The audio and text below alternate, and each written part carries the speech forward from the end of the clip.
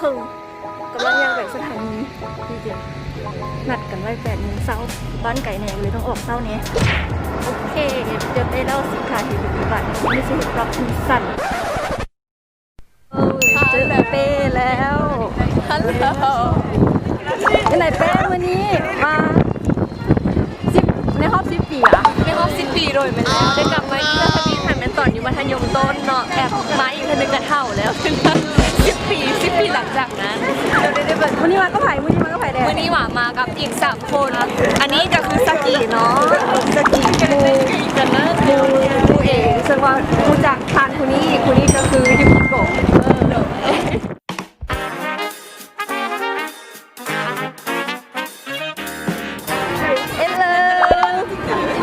ビデオで撮ってるこれはさきですこれゆきこです私たちのガイドさんですお願いしますไปเฮาไปดิสนีย์กัน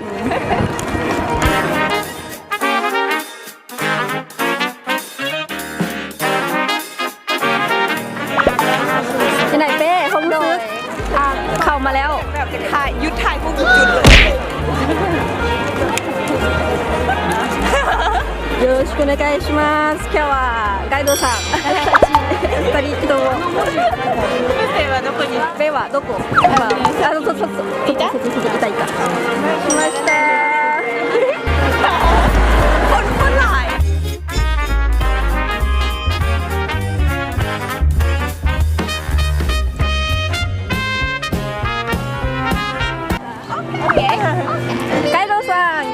私たちはどこに行きますか？これからビッグサンダーマウンテンに行きます。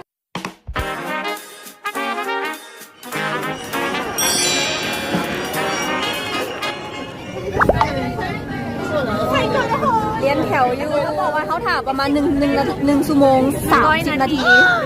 ประมาณนั้น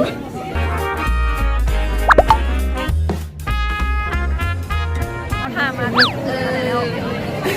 ชั่วโมงครึ่งแล้วใกล้แล้วใกล้สินอนหลับอ่ะจะลาวใกล้จะได้ขี่แล้วนี่นะฮอตแล้วเย้ฮอตแล้ว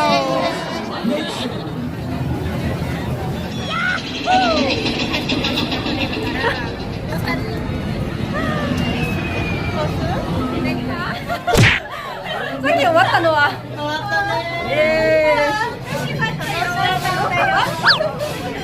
大丈夫かなすごい寒かった食べようお肉食べようはいじゃあさっきのスティッチのところらへんにオッケーไปกินค่ะไปเนี่ยชอบนะคะ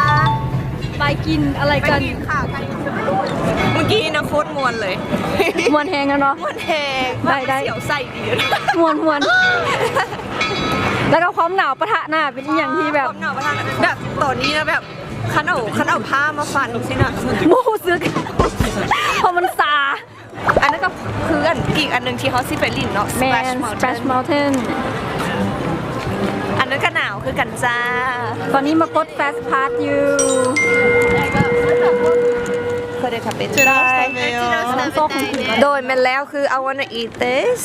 あとターキーどう乗ってないけど乗ってないけどあるโดยแบบว่าซื้อ2 ขาแล้วกินคนเดียวเนี่ยโบแล้วแต่ถ้าสมมติว่าเจ้ากินได้กันแล้วแต่เกลียดเนาะ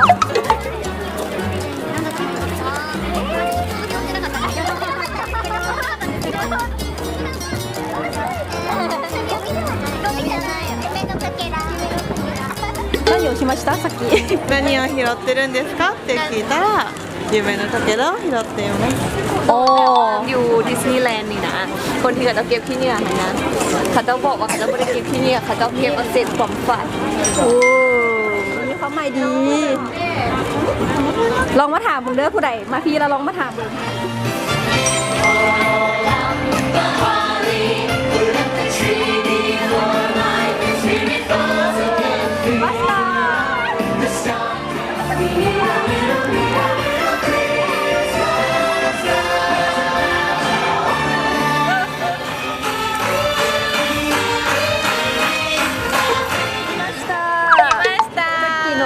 足の足一つもらいますはいどうぞイエーイ気をつけてね、垂れる垂れることだから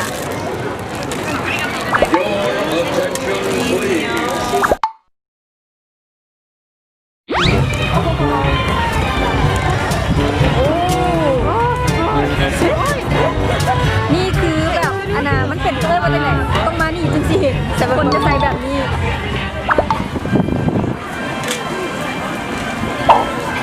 อันที่แบบว่ากินขนมของคนข้างๆแบบมันของแบบยังตีเอามากินแล้วอันที่เปยาเอาคนหนึ่งก็คุ้มโบเย้ありがとう今からスプラッシュマウンテン向かってます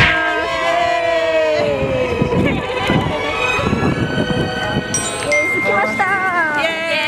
เป็นไฮไลท์ของวันนี้เลย Splash Mountain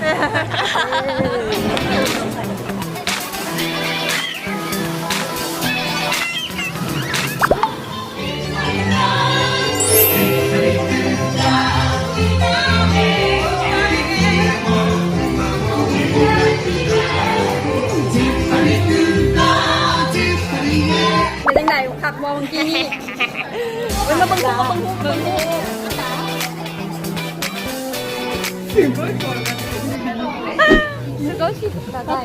どうだったさっきの乗ったのものでも楽しかったね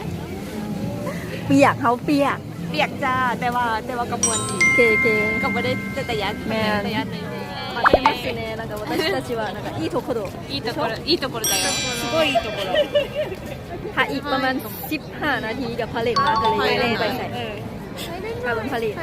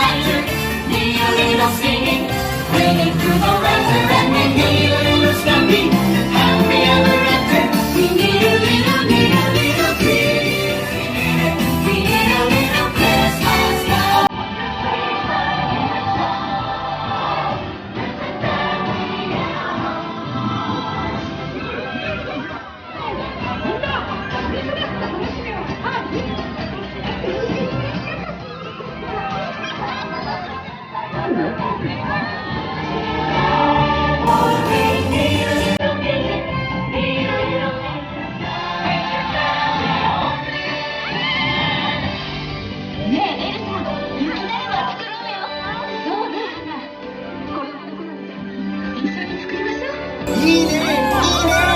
もしも寒くなったら僕のことギューってしてもいいよ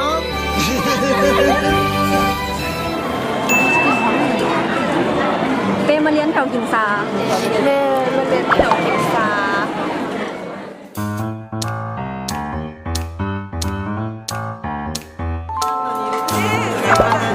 มาพักผ่อนอยู่เมืองแห่งท้องฟ้าของอลิสอันนี้อลิสร้านอาหารของรัสซีนีก็เห็นว่านี่เป้มาแทงเหมือนกันนี่เป้กินอย่างนี้เขากินเค้กอันนี้กับซาอันนี้กินเค้กคือกันแต่ซื้อตัวแบบได้จานเนื้อบ้านคิดว่านานจะไปเรียนแถวคืนเผื่อเอาจานเนื้อตัวนี้แม่นี้ได้จอกกับกินไปแล้วได้นึงมารีวิวรสชาติกันมูสของเป้เป็นยังไงแซ่บปะเกิดซิเมิร์ดแล้วเด้รสชาติเป็นยังไงมันหวานโทษแล้วมันจะโบจางโบมันพอดีแซ่บแล้วมันก็เป็นนุ่มๆที่แบบเป็นกลมละมุนในปากเลย食べたそのプディン味はどうだった美味しいよプリンちょっと食べかけだけどเดี๋ยวก่อนจะกินถามก่อนกี้นี่เกิดอย่างอื่นกี้นี่หว่าเผ็ดแบบซีเฮียใส่ถาดใช่ยังไม่ได้เริ่มกินอย่างเลย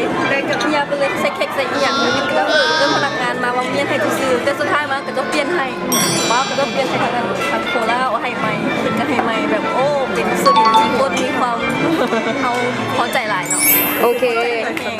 คแสดงว่าเฮ็ดความแบบเขาพิษเด้อค่ะก็ใส่เปลี่ยนมาให้เขาใหม่หมดเลยเขาคิดเขาเองนะค่ะแบบนึกว่าค่ะนะแบบเขาต้องได้ซื้อใหม่เราจะได้ต้องเป็นเรื่องของตอนซื้อใหม่ต้องเป็นเซอร์วิสที่เขาแบบที่เขาโอเคแล้วออกไปต่อ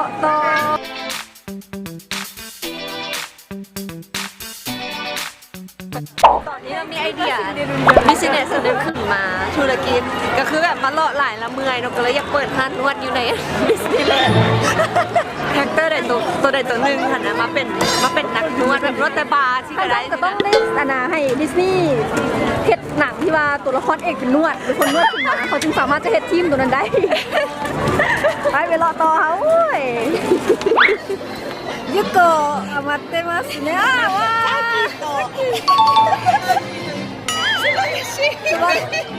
ありがとう。そろそろ始まるぞ。Now it's time.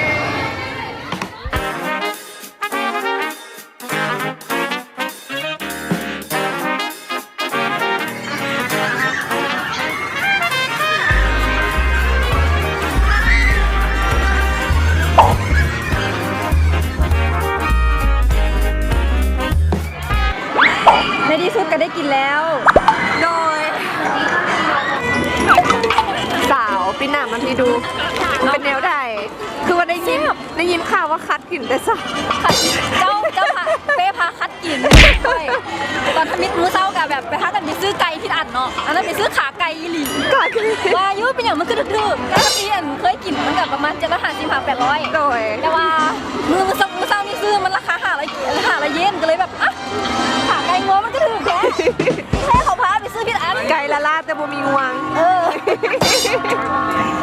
ก็เลยว่าบ่ยอมเนาะสมใจเป็นตั้งแต่รสชาติ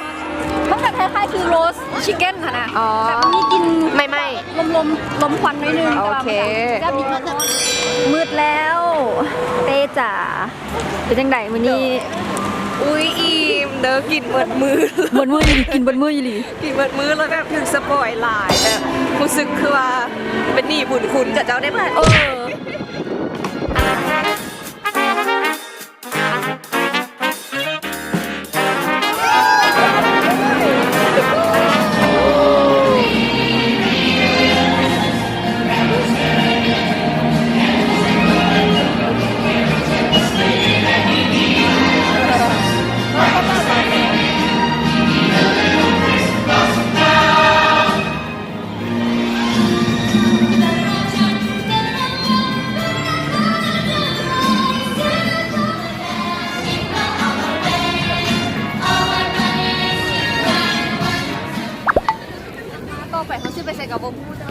อันนาไปละครตัวโอเค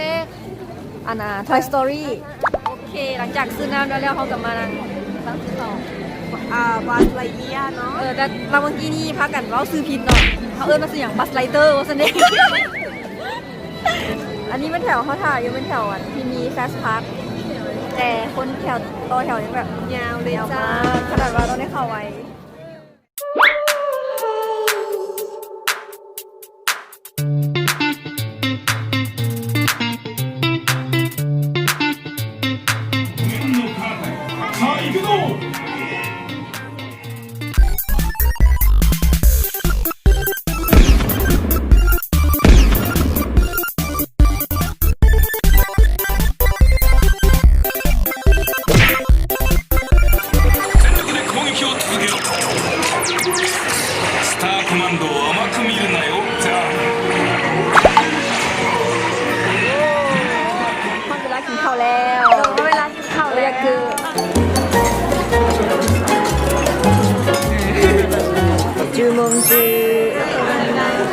ฮอตจนเขาแรงแล้วแต่เขาพักกันบ่อยากเพราะว่าพักกันแดกบนมือไร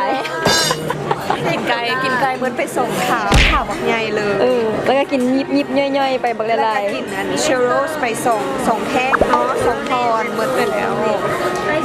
ยังบ่ทันนั่นท้องสิบ่ทันลงซ้ำทอดโมงกินข้าวแรงแล้วเขาก็กินอย่างอีกเกาะมันคล้ายๆคือพันนะอันน่ะเขาเอิ้นสปริงโรลอันนั้นอีกโคตรอิ่มเลยแต่กะต้องมากินเนาะเพราะว่ามูอยากเขาแล้วเขาต้องเขาบ่ได้กินคือเขาบ่ได้เขาบ่ได้แดกคือเขาสิ่งที่เขาเลือกเนาะมันสตาร์เตอร์มันไม่เอียงว่ามันมีไก่กับหมูผสมกันเขาเลือกมาแต่ของหมูเลือกมาเป็นตัวแซ่บกว่ามันเป็นแหนมาแล้วคือพาสต้าอย่างโบโลเนส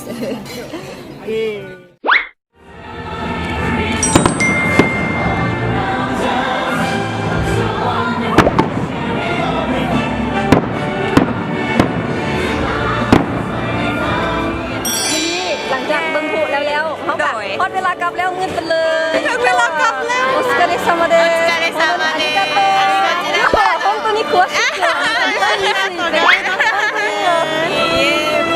こでもなんかターミナルがいいし、どこでお食事の時も予約してくれて本当にありがとうแล้วก็ยังกราฟมันโดยแบบตอนนี้ไม่อยากกราฟเลยแม่แบบอยากอยู่ต่อโอเคบายบาย